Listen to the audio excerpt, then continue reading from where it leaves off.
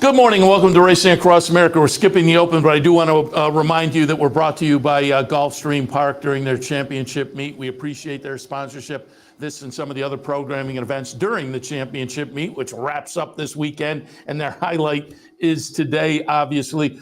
But we skipped the Open because the next Dubai race is about 21 minutes away, and my interview with Nancy Holthus, I think, is about 20 minutes. So I'll send it right to Nancy. We'll hear some conversation on today's big day at Oaklawn. Then we'll send you to race 6 at Dubai. So stay tuned. Nancy Holthus up next.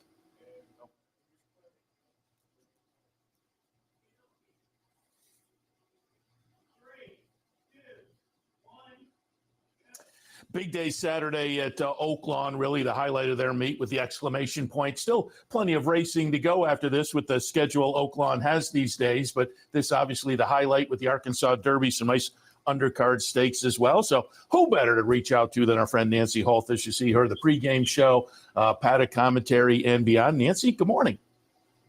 Good morning. Thanks so much for having me on. Always happy to have you on.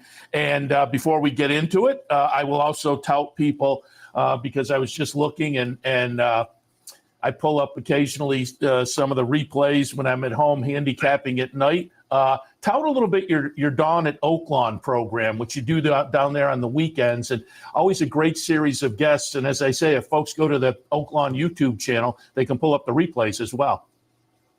We can. I am very proud of that morning show. I was honored to inherit that from the great Terry Wallace. And morning training is my favorite time of day because there's 100 horses or more out on the track doing a myriad of things. And that is where you really see horses grow and improve. And, you know, they are the stars of our show. So I've been very blessed to have the guests that I have. I had, I think, 20 Hall of Famers this year from the members of the Hall of Fame. That was absolutely amazing. And it's great just to be able to converse one-on-one and hear stories that people want to share. So it's my favorite day of the week. Yeah, and I'll tout that again. If folks go to the Oaklawn YouTube channel, you can pull up the replays, and you have a great lineup of guests. And annually, I finally got him up at Saratoga, last season or the season before, and so I had a nice little chat with Wayne Lucas. I read Tim Wilkin helped me pull that one off. But you seem to get Wayne all the time, and to have a guy be able to sit down with a guy like that. But you do a great job week in and week out there. And you mentioned Hall of Fame, and I will tout as well because I'm in here doing the handicapping show in the afternoon, and we have 4 tracks going, and Oaklawn is typically one of them. I've said before, I totally enjoy Oaklawn racing the season and play along. But that Hall of Fame day you guys have added is a lot of fun, and I watched during the afternoon a few weeks ago, and between the races, 2 or 3 of the Hall of Famers would go out in the winner's circle and kind of wave at the crowd, and then there would be a video retrospective. In the middle of the afternoon, our friend Brian Boyer, right from the museum and Hall of Fame up here, had the interview. I was surprised to see Brian down there. But again, you guys do a great job. That was a fabulous idea, and you can tell the fans eat it up. Oh, they absolutely love it. I mean, these are literally living legends that we have access to. So the fact that they can come out, and I love that some of them told stories that they never would have told while they were still riding. So, you know, they spill a little bit of tea, but it's all in good fun. But every year there's new people that come to this event, and next year every year it gets bigger. This was our 3rd year, and just so excited for what's to come. Yeah, it's a great addition. And as I say, you can tell because it's at some point your simulcast signal will show the autograph table, and there's a big line going down and getting autographs from these Hall of Famers. Really nice addition. Great job with that promotion, certainly. Also wanted to alert people with some cancellations earlier. You guys are going to go one day later this year. Normally you would wind up on May 4th, but you added May 5th, and you also added an April 7th day. So it'll be a couple extra days on the Oaklawn schedule. Yeah, we did. April 7th is actually probably one of the biggest population appearances in the city of Hot Springs because the eclipse is April 8th. So there's, our population, Seth, is maybe, 60,000 with surrounding areas. They anticipate almost 500,000 people because of the amount of what do they call it? Totality or something. So, I mean, we've got a huge festival in our infield that Monday. So we're giving away 2 cars, Eclipse cars, of course. What else would you give away? But yeah, we are going to race that Sunday. And as you mentioned, the day after Kentucky Derby, we unfortunately lost several days of racing because of some massive, horrible freezing weather. So that's just 2 days of makeup that we're excited to put on. Yeah, it wasn't just you days. I've been saying right along here in upstate New York, it's been a relatively mild winter, except for this past weekend, which was insane. But it's been fairly mild up here. But the racing world this season, Southern California and Florida, you guys got hit. New York has been hit a couple of times with some crazy weather this winter. So, it wasn't just you guys. But speaking of weather, we're recording on Friday, but I looked ahead to Saturday. I have a sister who lives down in Arkansas up in the northwest part of the state. And I talked to her on the phone yesterday, and she's expecting 80s. And I looked at your Saturday forecast for the Arkansas Derby. It looks sweet, 75, and it looks sunny. So it looks like you have a good day scheduled for the highlight of the meet. Yeah, I am super excited. Mother Nature owes us. So as far as I'm concerned. So the infield is open. There's a massive amount of people. That's the best place that people watch here at Oaklawn, if you want to be honest. But yeah, I watch training from my office in the mornings, and there is not a cloud in the sky. And as you mentioned, mid to high 70s for Saturday, and super excited for an amazing day because it's going to start out bright and early because we do have an early first post of noon. So if anybody is coming to the races, get here early. Yeah, and I was going to tell you get some sleep tonight because it starts at 12:05 and race number 13, 7:24 your time. Yes. It's a full day, as is typical around the country on these big days. And just before we get to the races themselves, I pulled up the Equibase stats yesterday, and I was a little bit surprised. Not so much on the trainer side. Steve Asmussen on top and pretty comfortably on top, 54 wins. Diodoro with 25. Kenny McPeak having a nice meet with 21. Chris Hartman, Brad Cox, Ron McKett down, completing the top 6. But I was a little bit surprised on the jock side. As I say, I watch every day and know Torres is having a nice meet. But Christian Torres, he is commanding with a 64 win total, 41 for second. But I was also a little bit surprised Keith Asmussen sitting in second. So that was kind of fun as well. Yeah, Team Asmussen having a phenomenal meeting. And, Keith's doing well even outside of his dad's barn. He won his first graded stakes aboard Lemon Muffin, who broke her maiden in the Honeybee. Only Wayne Lucas could do that type of thing. But, yeah, very excited to see him get mounts from some of the top barns. He has definitely turned into an amazing journeyman because let's just call it what it is. Horse racing is definitely in his DNA. Yeah, no question about it. And I knew, just from watching every day, I knew he was getting a number of wins, but I was still kind of surprised to see him sitting there second. And obviously he's tied in with the leading trainer, but it's not like he's getting all the Asmussen mounts. And as you say, he's winning for other trainers too. It's kind of fun to see. All right, let's jump in and we'll kind of work our way back from the highlight, the Arkansas Derby, race 12 on Saturday. 6:47 scheduled your time. That's going to be 7:47 our time.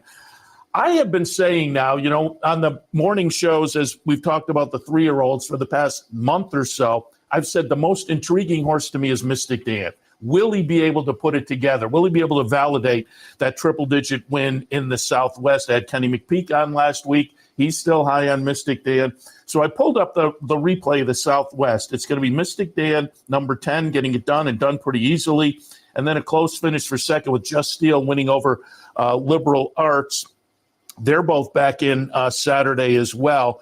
All of that said, I tilted towards Timberlake. I thought his win in the Rebel kind of touted him, Brad Cox runner. And also I'm a little bit concerned about the outsider's post position for Mystic Dan. What are your thoughts on the Arkansas Derby?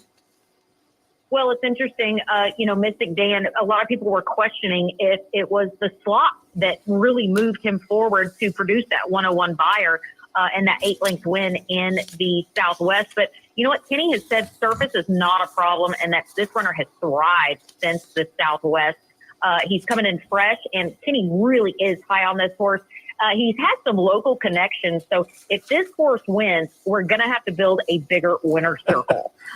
So they are going to come in mass droves out of the crowd. But yeah, I'm with you. I definitely think Timberlake is the one to beat. Came in fresh for that very impressive Rebel win. And Brad says he was only cranked about 85 to 90% for the Rebel. He has taken a step forward physically since that last out. He's bigger and stronger. So if he put on a performance like he did at 85 or 90%, imagine what he could do at 100. And it's interesting, if Brad Cox wins, it is his 44th birthday on Saturday, and he could become the very first trainer in Oaklawn history to saddle 3 consecutive Arkansas Derby victories. Oh, that's nuts. I know there's the Bill Mott birthday win up at Saratoga every year. Maybe this could be a tradition for Brad Cox. Let me ask you this. Muth is in here for Bob Baffert, who always is dangerous on the ship in to Arkansas. So I had that one at the bottom of my mix. But I think Liberal Arts is interesting, too, from Robbie Medina.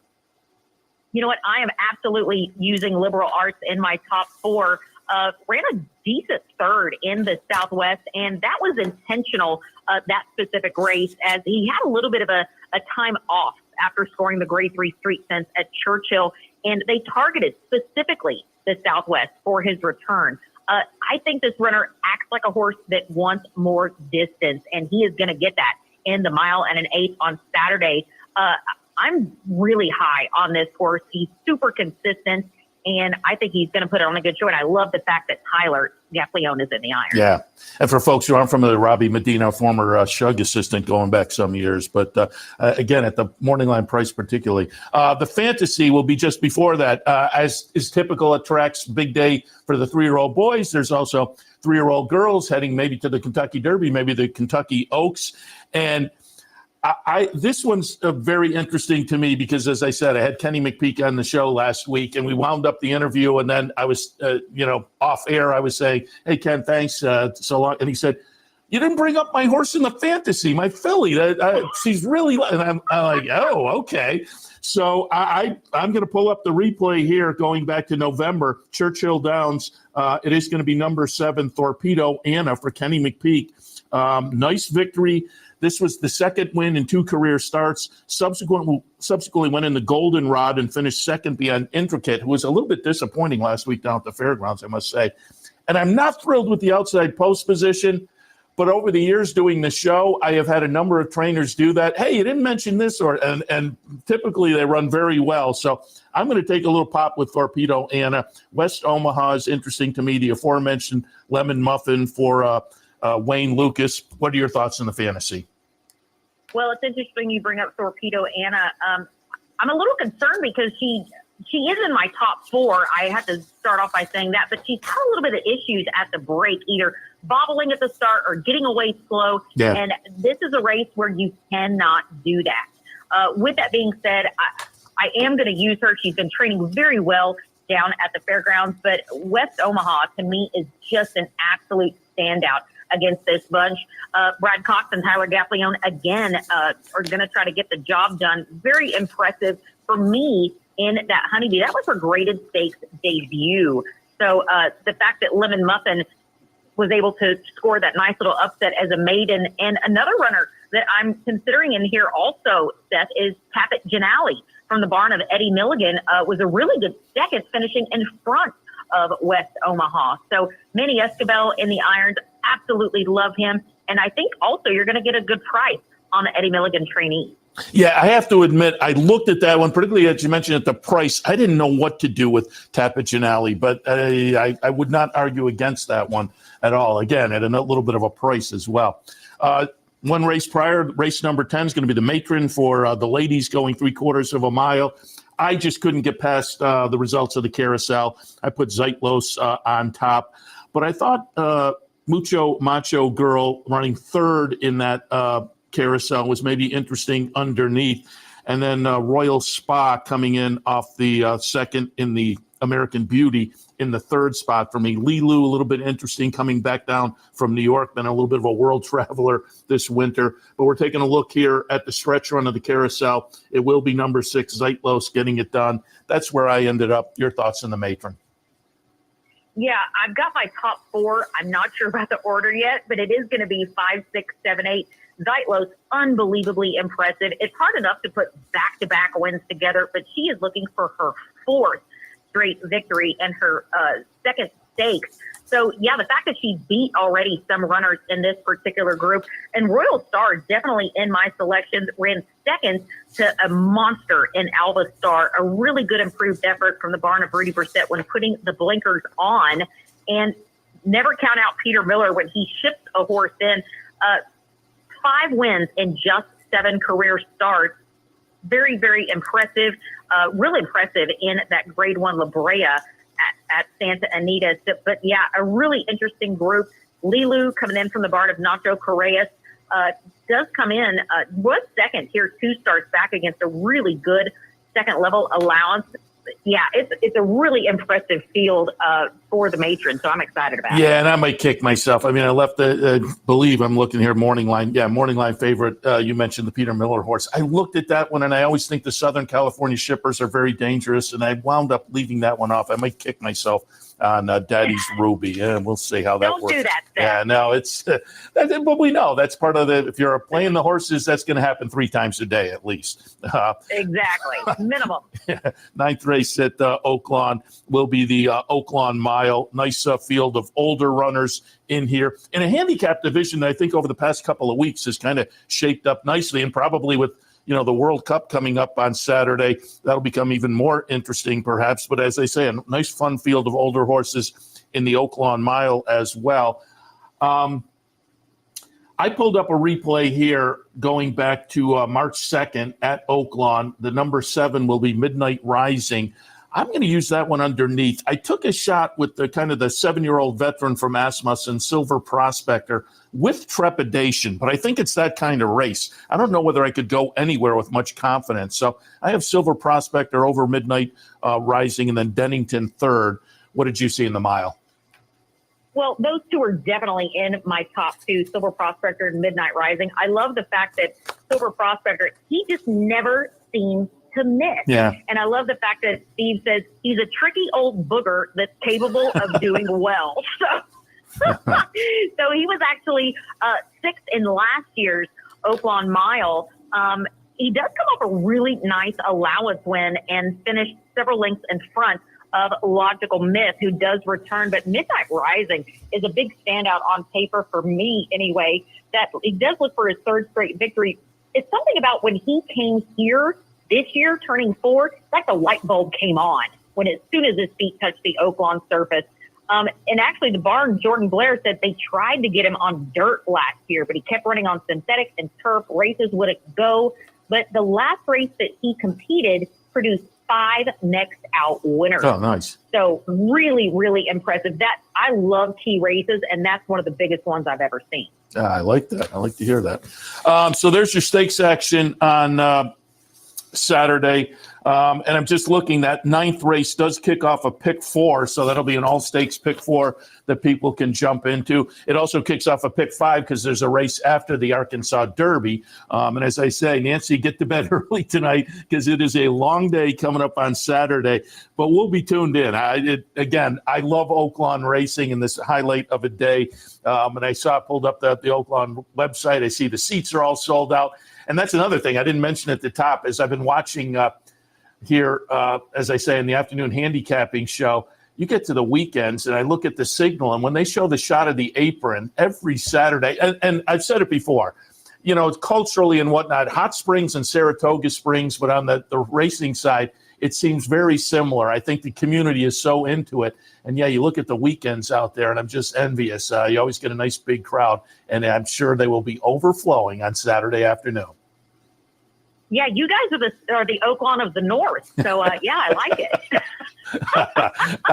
Very good. Very good. And Nancy, as always, we appreciate the visit. And, again, there's still over a month to go at Oaklawn, so we'll probably check back in again before the season ends. But wish you and everybody a lot of good luck on Saturday.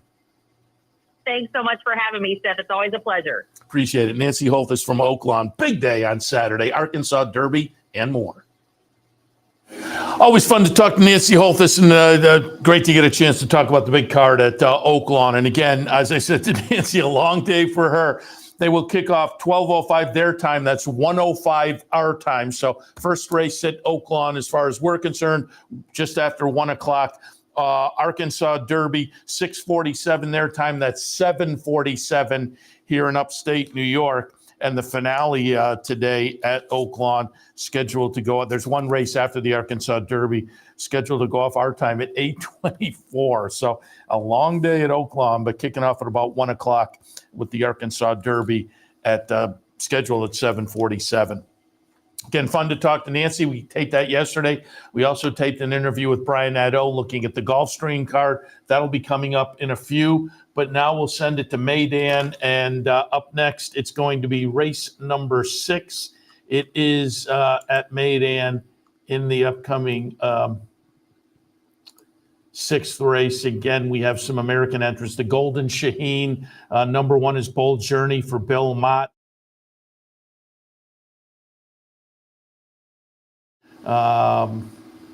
Nakatomi for Wesley Ward. The favorite is 11, remake, a Japanese runner coming off a win in Saudi Arabia. Sibelius, last a winner at Tampa to Dubai for number 13, Sibelius. So there's some American runners to root for in here. They're about to load in the gate, so send it to Dubai. Maydan, race number 6. The Golden Shaheen, 6 furlongs the trip. Back in a few. Good luck.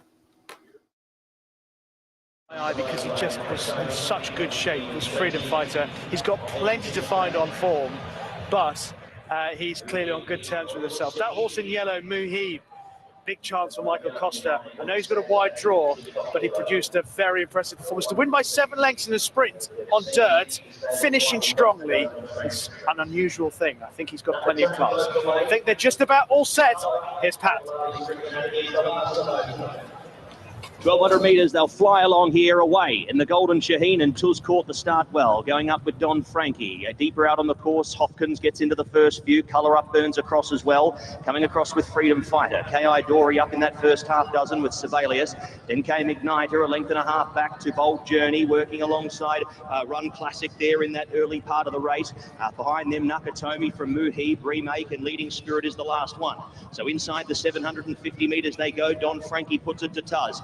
Colour Up also applying some pressure. They're flying along here, 3 deep at the moment, providing Hopkins a little bit of cover along with Freedom Fighter. Sibelius is already starting to be felt for here. Ignite to the inside, then came K.I. Dory, Bold Journey, Run Classic, Remake.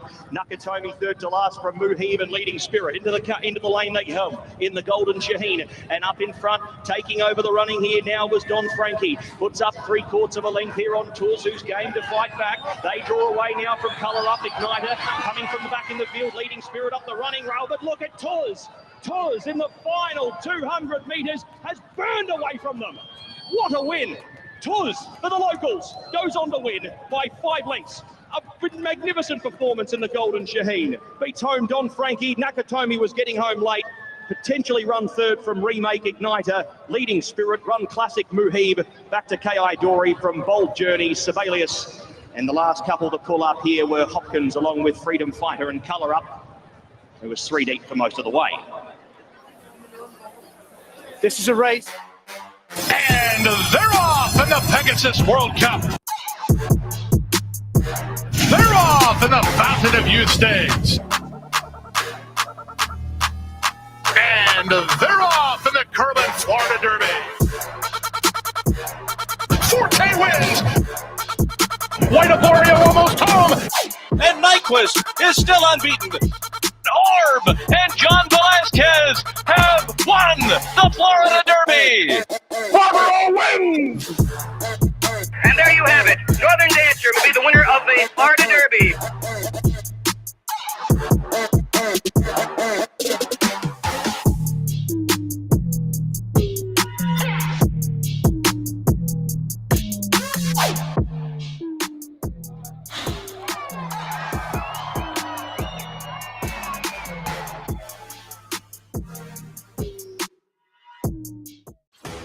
Sometimes it pays to go with the flow, to check your worries at the door, to reconnect with your crew, to follow the thrills and the flavor, to roll with it and see where it takes you. to enjoy every minute to its fullest, and to dance like there's no tomorrow. You can do that here at Rivers Casino and Resort Schenectady, where the good times flow. Big day on Saturday at Gulfstream Park. Obviously, the highlight of the championship meet, Florida Derby Day, a nice undercard of stakes as well. So had to reach out to our friend Brian Nadeau. You see him, the pregame, the paddock commentary, and beyond. And, of course, you can also get his selections most racing days at CapitalOTV.com on the one sheet. Brian, good morning. Seth, good to hear from you, buddy. Good morning. And, a lot of excitement down here. Closing weekend, Curling Florida Derby Day on Saturday. So thanks for having me. Appreciate it. And you said closing weekend, and always when I get a guest on and we're wrapping things up at a meet, I look at the human stats, and it looks like things are sewed up. It's always fun when you get to the last couple of days and either the jockey or the trainer or both battles are coming right, not this year down there. Irad Ortiz, 111 victories. Running second is his brother Jose at 89, Paco Lopez 88, and then Luis Saez and Zayas. But Irad Ortiz just running away with it down there. And on the trainer side, same thing. Safi Joseph, 64 wins. Pletcher running second with 33. Mark Cassie, D'Angelo, Brian Lynch, Marty Drexler having a good meet again, Mike Maker. But again, both battles are sewn up. Safi Joseph and Irad Ortiz have run away with the titles. Yeah, the real battle is for second because Paco and Jose will carry that right to the wire on Sunday evening. But yeah, Irad set a prolific pace, and Safi is just long gone. And you know, Todd doesn't have the as many of the numbers as Safi does. He's just really taken over. Don't quote me, but I think he's won 10 in a row, all told for all our meets. So yeah, Safi's dominant down here. But a lot of heavy lifting still to come in these big races. Yeah, and it's worth mentioning. You make a great point. The number of starts for Safi, 302. The number of starts for Todd, 165. So it's almost double the number of starts. Yeah. And how about the news from Jose Ortiz going to be Kentucky-based after leaving Florida? Yeah, that's interesting. Yeah. Right now, I would assume he's still going to go to Saratoga. That's what he said. That, but yeah, okay. So he'll go to Keeneland, and then he's going to ride at Churchill. You know, listen, I think. I read something about he's a big family guy with his wife and the kids. We see him all the time down here, and he's really family oriented, which I think is great. And probably two sets. I'm sure he's seen the success that his fellow local jock Tyler Castiglione has had in Kentucky, and the inroads Tyler has made. So I'm certainly I have to believe that was in his mind as well. So. I have to say it. I mean, he has had a phenomenal meet. The rides he's put on and the business he's got, Lydia, the Pegasus Philly Mare Turf, and hopefully for him in the Connections Conquest Warrior and the Florida Derby as well. But boy, he's had a really, really good meet. Yeah, it's going to be interesting to see how he fares in Kentucky. But as you say, given what we've seen from Gaffalione and given the talent he has, I think he's going to do just fine down there. Before we get to the Florida Derby, I want to go back a little earlier this week because I think we saw a 3-year-old we'll want to keep our eyes on going forward. Thursday, the return of Knightsbridge was it was impressive. Off a long layoff like that, and had a couple of setbacks, and it was hard to know what to make of this one off the big debut effort last fall. And I always say the fall races at Churchill for 2-year-olds can be very productive, and it looks like that's the case because, again, the Mott Runner came back. Obviously, too late now to head to the Triple Crown Trail, but they're talking Pat Day Mile perhaps. But Thursday, the return of Knightsbridge was impressive.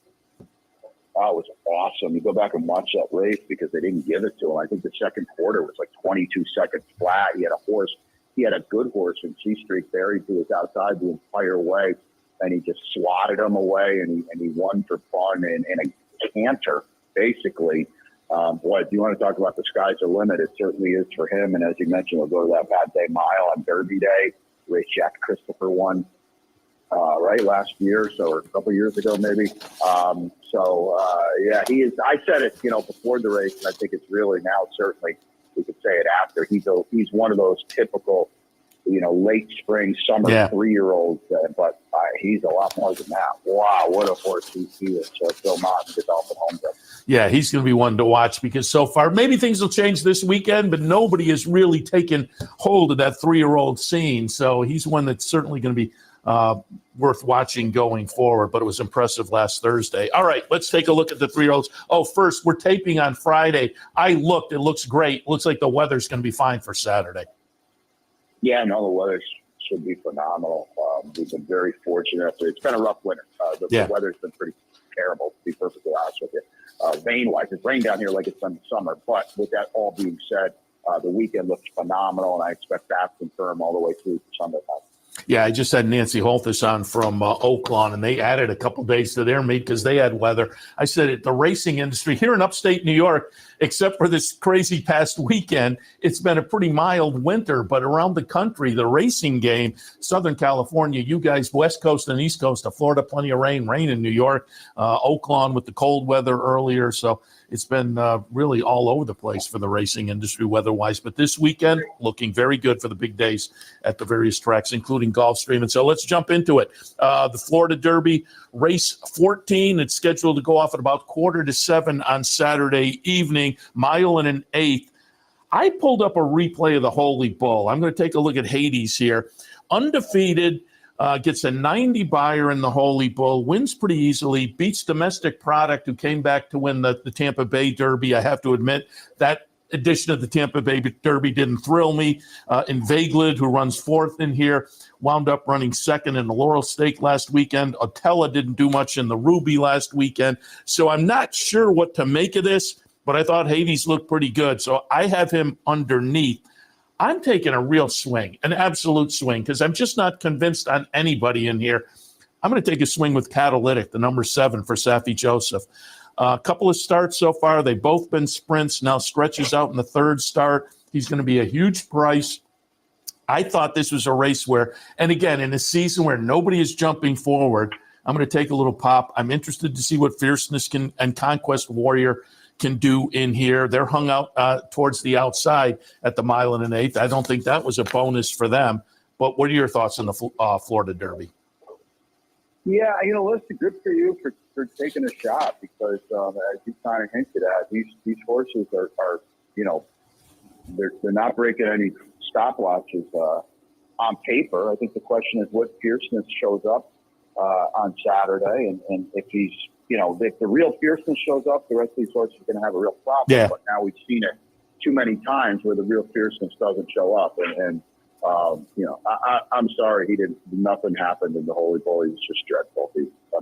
Don't tell me he had a bad start. Don't tell me any of that. He was just really dreadful. He was 1 to 100 on the far turn. He finished third, for Pete's sake. So, he's got to put up on Saturday. There's no doubt about that.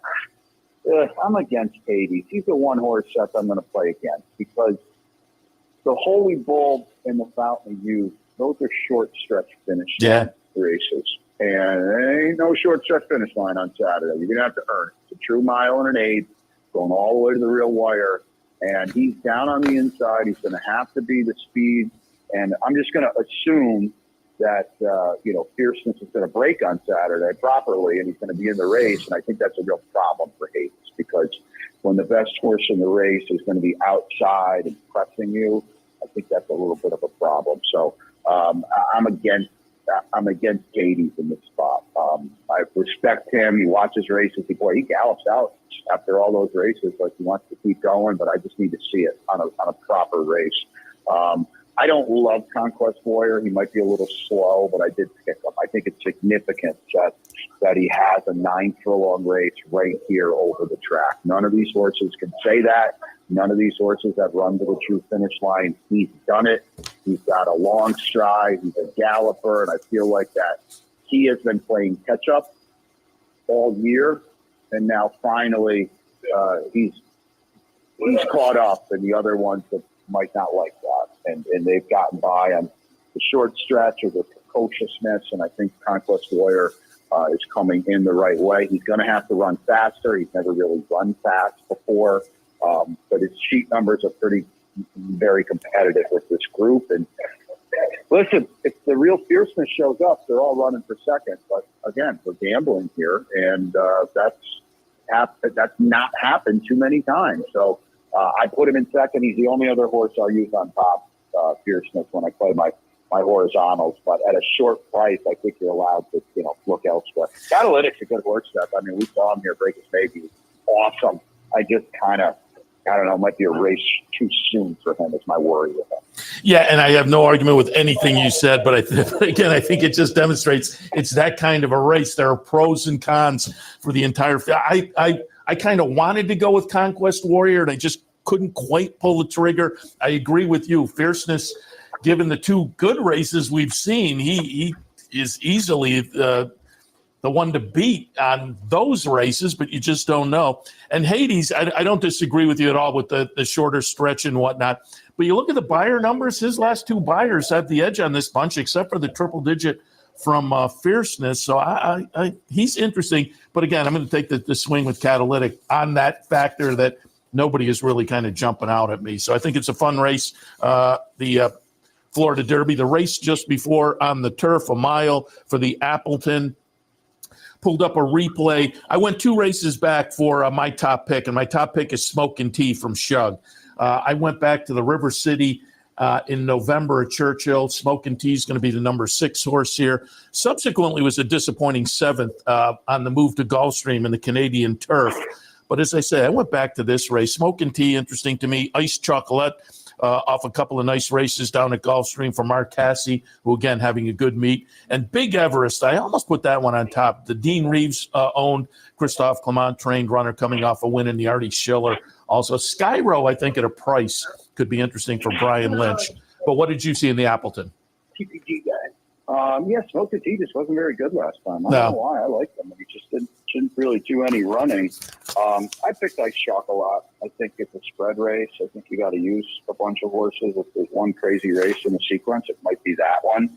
The Big Everest team might be an Aqueduct horse. He's won his best 3 races there at Aqueduct. So, I certainly use him. I'm a little against him. I thought Never Surprise ran huge in his comeback race last time. Did it take too much out of him? I don't know. But if he's back on his game, and this is a horse that ran second in the Texas, turf a couple years ago. If he's back on his game, he's heck to pay in a spot like this. So the question is, does he move forward off the comeback, which was like a 16-month layoff, or was the comeback so taxing? Because if you look at the fractions and what he was doing, the fact he was beaten in the nose by his stablemate, Quality G, who's in this race, you could say, well, he might come back a little bit because that was such a gut-wrenching effort off the extended layoff. So we'll find out more on Saturday. But it's a deep spread race, Seth. I'm basically going to use anyone with 4 good working turf legs because I don't want to get beat by anyone. I said it earlier to someone, it's a trip kind of race, and whoever probably gets the scene is going to be in a good spot because there's going to be some tricky trips in here with a big full field. The mile is a problem for. I tried to make Churchtown, but he's out there in the 11 hole, and that's just not ideal. Yeah. So it's a big spread race for me, especially because I can be a little tighter in some of the earlier legs. Yeah, and you mentioned Never Surprised. That's the one I left out of my mix that I may kick myself afterwards. I thought he was very good on the return as well, and that was a return off a long layoff. But you raised the question. Now the second start back off that layoff, off a nice-looking return, what will we get? You could go either way, but fun race there. A couple races prior, 3-year-old boys in the Florida Derby, the 3-year-old girls in the Gulfstream Park Oaks. I'm going to take a little pop, and I pulled up a replay here going back to February 9th. It'll be number 5, Gun Song for Mark Hennig. John Velasquez scheduled to be on board. He was on board this day. The replay we're going to take a look at. It was a nice win and an optional claimer, so steps into stakes company. But off of this race, deserves so. Fiona's Magic, obviously, off the big win in the Devona Dale is going to be interesting in here. The horse that's really interesting, obviously, is Ways and Means for Chad and Klarovich. You have it 8-5 on the morning line, and I think you're right. I think the betting public is going to jump on board this horse off the 2 races up at Saratoga. Big win, and then a close-up second to the talented, at that point, Brightwork in the spin away. Hasn't been seen since then. I just thought, yeah, I don't know, tough spot for a comeback, but it's Chad Brown. I'm intrigued to see what Ways and Means can do. I'm going to use Gunsong on top, though. What did you see in the Oaks? You know, Ways and Means could be 3 to 5. Yeah. I don't know if they're going to bet anyone in this race. I did pick Gunsong. She's got a recency edge. Her race over the track was really, really good. Now, she's going to have to do it without Lasix on Saturday. She's going to have to do it at 2 turns. It is a short stretch finish line. So I did pick her. I just think she'll be, and obviously she could be a much better price too. I think that's another factor here as well. Ways and Means is just so much better than this group. The fact, I think it's significant that she's here. And what I mean is she's here at 2 turns. There are so many mile races that Chad could have run in. And so to me, it tells me he thinks he's got an Kentucky Oaks filly on his hands. Does she have to win Saturday? No, but she's got to be pretty cranked out because this is her race to get into the Kentucky Oaks. So I just assume if she's here on Saturday in this particular race at 2 turns off a layoff, she's going to be ready to roll. I didn't put her on top because, again, she could easily be 3 to 5 in here, but Gunsong is the only other horse I'm using. I don't like our Devona Dale horses. I'm against them. I don't think that Fiona's – I just don't really see her, Fiona's Magic, getting 2 turns. Scalable was dreadful last time. And you know, into Champagne was the one you would think, listen, she gets 2 turns, she's probably going to move forward. Well, she was 3 to 5 in mid-stretch of the Devona Dale, and Fiona's Magic swatted her away like she had nothing. So I don't know, Seth. That race didn't say to me she's screaming out for 2 turns. So that's my biggest opinion on our Oaks, is that I'm against our Devona Dale horses, and I'm going to play the race that way. Interesting. And I wanted to look at one more on the card because I'm looking forward to the rematch again down at Gulfstream. They've met up a couple of times so far at this meet in the Go Zapper, 1 1/16. It's going to be race number 7.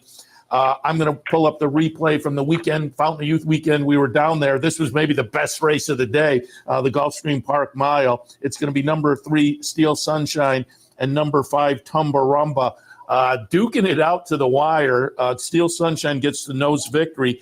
I'm going to go back to him on top. I'm going to put Tumbarumba second because, as I say, they've been fun to watch over the last couple of races, not just this Gulfstream Park Mile, but they were right there also in the Fred Hooper. I'm looking forward to them putting it down again on Saturday in the Ghost Zapper. What are your thoughts? Well, I mean, clearly they're the 2 horses to beat by far. They ran huge in that race. It is 2 turns on Saturday. I've never really felt that Steel Sunshine is a true 2-turn horse. He did run pretty well in the Harlan's Holiday. And it is, again, a short stretch finish line race. I'm not going to say against him. I'm going to use him. I like Tumbarumba better at 2 turns than Steel Sunshine, but I'm going to actually come back and pick Ilmaracolo, who I think really needs the 2 turns. I think he just got caught up in it last time, Seth, and I don't really know why he's dueling 45-4 with Tumbarumba. That's just not really what he wants to do. I think now stretching back out, he goes to John Velasquez, so I think he'll be a little more patient. There was just no real reason for him to be up there last time, going crazy early. He'll go slower in this race. I think he's more of a galloper. I think that's going to help him, and I think he is a 2-turn horse where definitely Steel Sunshine and maybe Tumbarumba. Maybe they're just more elongated 7 furlong mile horses. So Ilmaracolo is going to be a better price too. So I'm going to use them. I'm also going to use Lure Him In. He's a private purchase that C2 grabbed and went to Saffy now. And the Walensky's, Herman Sam, did a really good job with him. He loves this main track. He's well drawn on the inside. He's got wins at this kind of, I don't want to say funky distance, but it is somewhat of a niche distance when you're talking short stretch finish line races. So I'm going to use him on the top line as well, a little further down, but he is going to be an A for me in my sequences. So, but I'm going to give a shot to Ilmaracolo at a better price than definitely the 2 favorites. Very good. Some of the stakes action on Saturday. There are plenty of more stakes as well. Should be a fun day. Brian, we just talked to Nancy Holthus, and at Oaklawn, they're going to kick off at just a little after noon and go to 7:24. You guys are going to kick off at 11:30 and go to 6:42. So like I said to Nancy, get some sleep tonight. Yeah, it's going to be a long day, but we love it. It's going to bring this championship meet to a close. Obviously Sunday as well, but the highlight is, as you said, about 6:42 in the PM with the Curlin Florida Derby. And, the race has been very, very productive in the Kentucky Derby, none more so than Mage last year. So we're pretty amped up and looking forward to it. Very good. Wish you and everybody down there a lot of good fortune on Saturday afternoon. Appreciate the time today. I know it's a busy time down there as the championship meet wraps up, but we'll be tuned in and watching you pregame and paddock, and give my best to all the regulars down there. I miss not being there on Florida Derby Day. A lot of fun, and we'll do so. Appreciate it. Brian Nadeau from Gulfstream Park. Again, big day on Saturday, Florida Derby, and a nice undercard of stakes as well. Haven't signed up for a Capital OTB account yet? Now's the time to take advantage of the sign-up bonus. Open up a new account with $200 or more, bet $400 by the end of the month, and receive a bonus $200 into your account. Plus, you can take advantage of everything an OTB account has to offer: wagering from any device, live streaming, racing info, past performances, online promotions, and more. Sign up today and take advantage of the new account bonus. Details at capitalotb.com.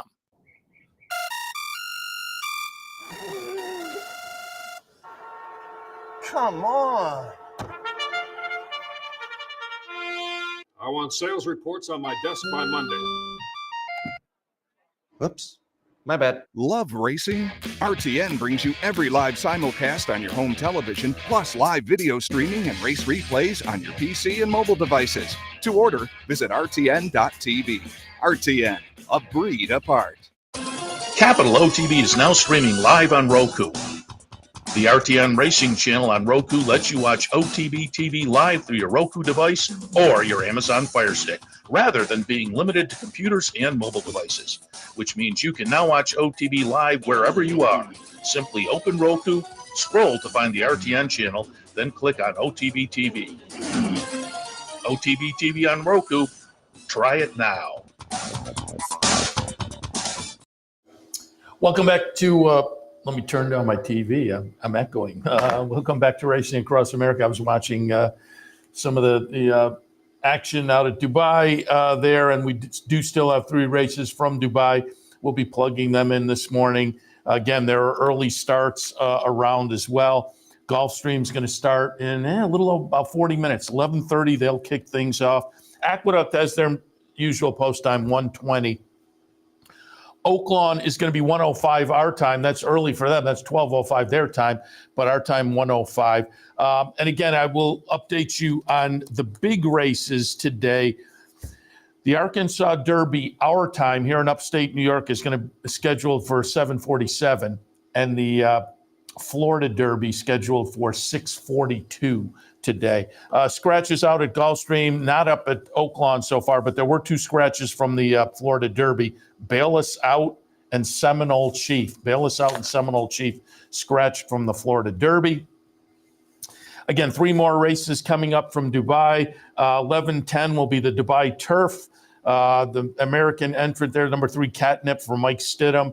Also interesting is Nashua going out for John Gosden, and this is a horse that has been a Grade 1 winner throughout the career. So there are interesting horses in the Dubai Turf. The Shima Classic, 1.5 miles. Rebels Romance is in there for Charlie Appleby. And Auguste Rodin, the BC Turf winner, Breeders' Cup Turf winner, Auguste Rodin, the number 9 for Aidan O'Brien. That's in the Shima Classic. And going off our time at about 12:25, 12:30-ish, the Dubai World Cup, 1.25 miles, big money up for grabs. And there are some American entrants to root for in the Dubai World Cup. Number 1, Clapton, trained by New York-based trainer Chad Summers. Number 2 is Krupi from Todd Pletcher. Number 4 is Derma Sotogaki, Japanese runner, but was second here in America last fall in the Breeders' Cup Classic. A close-up second away to Barrio. Number 9 is Newgate from Baffert. And number 10 is Senior Buscador for Todd Fincher. And I've said it, raising the profile clearly of Todd Fincher, who, if you follow racing closely, you're familiar. He's a high percentage guy down in the Southwest, but being in the Southwest, he may escape the view of many folks, but Senior Buscador has raised the profile now of this trainer, particularly off that crazy win a few weeks ago in Saudi Arabia with Junior Alvarado on board. And when we were down for the Fountain of Youth, we interviewed Junior and asked about it. And clearly, he was over the moon with the victory. There was the fun video on social media of his family watching the victory at home and going bonkers, as they should. So Senior Buscador coming up in the Dubai World Cup. Some American rooting interest as well will be the number 10 horse. So again, 3 more Dubai races and then on to Gulfstream Park, Florida Derby Day, Oaklawn, Arkansas Derby Day, a nice day at Aqueduct as well. We'll be looking at all of those a little bit later this afternoon. Don't forget, it's a Fan Appreciation Day here at the Clubhouse Racebook, and we're open now, opened obviously early for Dubai World Cup. So you can swing by anytime and enjoy the day. There'll be a lot of action going right into the evening, again, with the late start, the late post time for the Arkansas Derby. You can enjoy that here, but also Fan Appreciation Day. There's a contest. There's a $100 win-a-bet contest here today at the Clubhouse Racebook. So swing down, watch all the racing action. Oh, and we also have the basketball action on the screens as well. Nighttime thoroughbreds. And again, that's going to play out nicely with the late post time for the Arkansas Derby. But let me remind you that it's closing day at Turfway. There's a $233,000 pick 6 mandatory at Turfway. And I'm just seeing if I can quickly, I'm pretty sure that's the amount. My computer is being crazy slow today. Let me say, I have it here somewhere. Let me try another. So like I say, I'm a little slow. But point being, with the closing day, a mandatory, you may want to take a look at that with thoroughbred racing available tonight. Check in. Oh, I know where I can go to verify this. I think we will see. Sometimes the idea is better than the execution, but I thought, well, I'll go to the Turfway site. It'll be right there, front and center. But of course, with a crazy carryover like that, it's not front and center. Oh, here we go. I thought, here we go. Now they're mentioning the pick 5 carryover. How are they not mentioning this? But I know I saw it. So pick 6 carryover tonight with the mandatory at Turfway. And again, how do they not have that just up front and center? Now I'm clicking on. Let's see if the Twitter feed. And I will say, the Big Show. I was listening the other day, and Rick Hammerly made a great point about racetrack websites and having to really search for information. And he said it's a pet peeve of his. I hear you, man. I am totally behind you there. And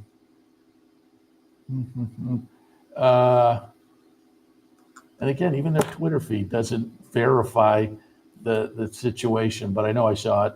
There is a mandatory today with Turfway, and they're 6, which is usually, I think, a jackpot. So it makes sense that there's the mandatory today. So keep that in mind for tonight as well. I'm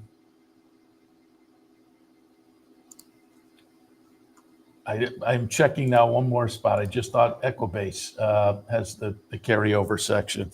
I just want to verify the amount and the mandatory. I mean, it clearly is with the last day. Speaking of Turfway, though, while I wait for that to refresh, speaking of Turfway, I mentioned it earlier this week on the weekday show, but for folks who don't necessarily follow the weekday show, maybe you're at work, came out earlier this week. We had Tony Kalo on the show last Saturday. And before we went on the air, he kind of said, announcement coming out this week. And sure enough, on Monday, Tony Kalo, no longer at Finger Lakes. He will now, he's been at Turfway all winter long, and that has subsequently moved him into full-time down in Kentucky. He'll announce at Turfway, obviously, which he did all season long. And he's now going to be an announcer at Ellis Park. Other times of the year, he'll be at Churchill Downs as part of their broadcast team, doing some handicapping on TV for them. So congratulations to our friend Tony, getting a nice, year-long gig down at Turfway, Ellis, and Churchill on that Kentucky circuit. Again, congratulations there, certainly. And again, this is crazy that nobody has it. Oh, here we go. There we go. Okay. It is a Pick Six jackpot today at Turfway of $233,000. So again, with the product being available tonight, you can take a look at that perhaps as one of your options. And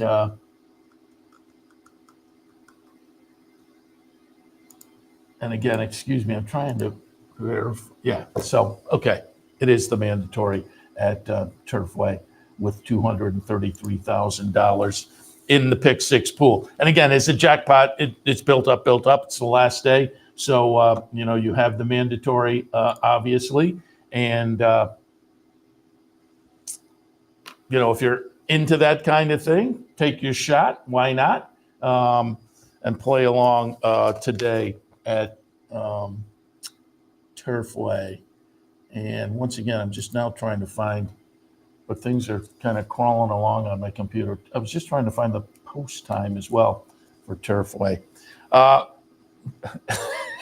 And maybe people are checking. Maybe people are saying, hey, man, it's great racing already. Do I need more info? But I know a lot of people do like when those mandatory pays come out.